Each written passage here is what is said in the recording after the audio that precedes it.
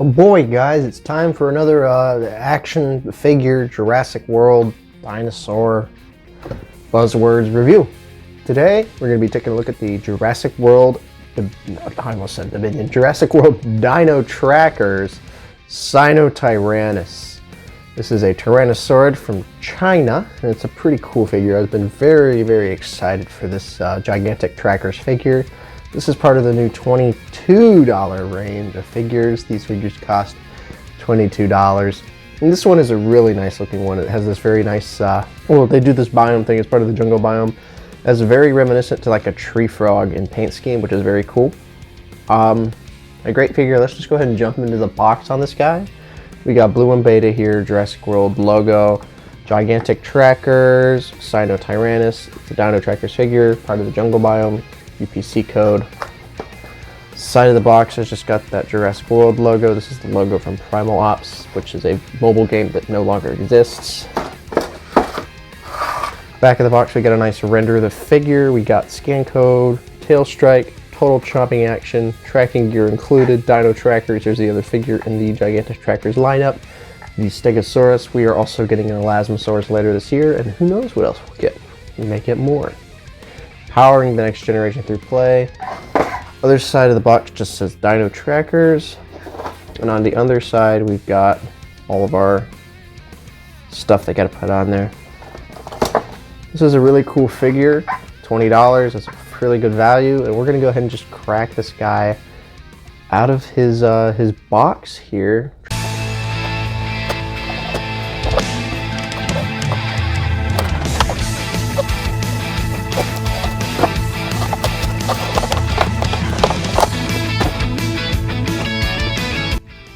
So here's Sinotyrannus out of the box. He looks pretty good. We'll take a closer look at this guy. He's got a pretty good size on him, though, I'll say that. And he stands fairly well.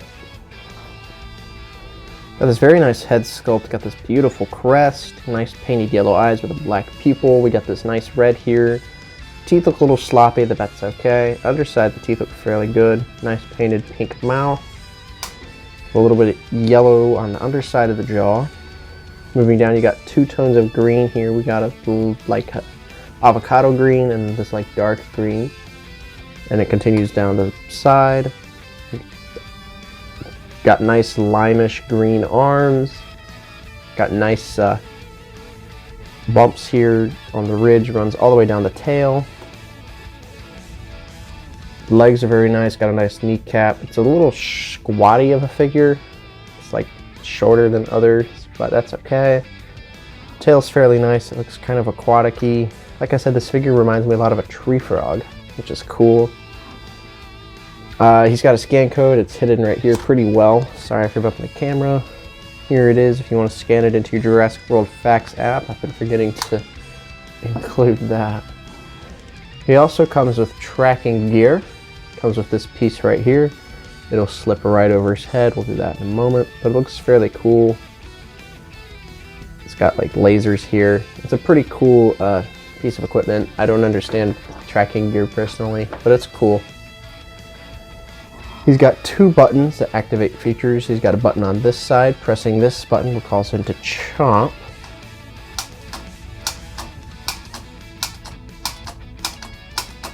He does this kind of sideways chomp, which is a little interesting.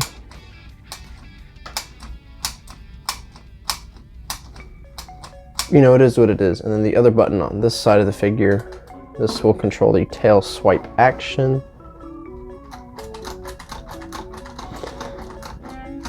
I've always thought tail swipes were lame, but it is what it is. This dude does have some articulation in the arms. They will move back and forth as well as out, so you can get him in some cool poses.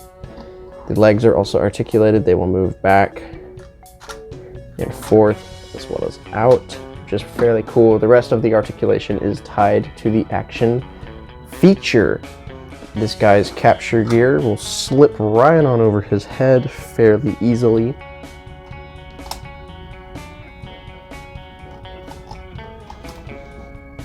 As I say, fairly easily, and I struggle.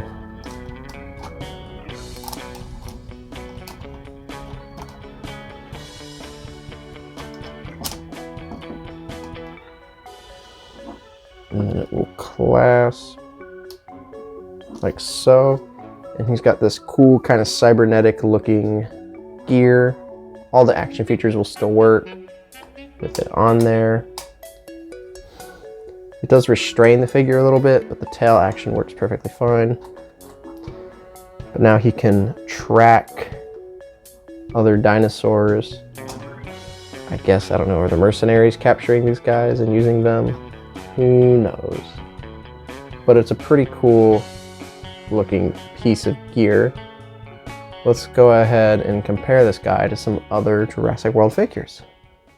Here it is next to the Wild Pack Shringosaurus. Very interesting figure.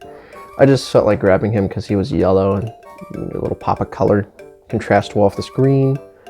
But you know, the Sinotyrannus is a lot bigger than our Shringosaurus here, but I do recommend this guy. He was a little hard to find, but he's a great figure. Next up, we've got the Sinoceratops to go with the Sinotyrannus. They're from the same region in China. That's why they're called Sino. There's the Sino region in China. They look pretty good next to each other. This is the Dominion one, the ugly one, but I don't own any of the others, so just gonna have to deal. They look pretty cool next to each other. And then last, but certainly not least, I've got one of our other Tyrannosaurids, the Tarbosaurus. Tarbosaurus is the same price point, adjusting for inflation and all that. They're roughly the same size. Tarbosaurus has got a little bit of height over him. But they both look really cool next to each other. I hope one day that we get an Albertosaurus in the line. I would love that. But one can dream. But these guys look really cool next to each other. As far as human figures go, I'm just going to reach behind here. Alan Grant. Comes up to about knee height. Like I said, this is a shorter figure, but it's a very cool one. And that's really all I got to say about this figure. Let's go ahead and wrap this up and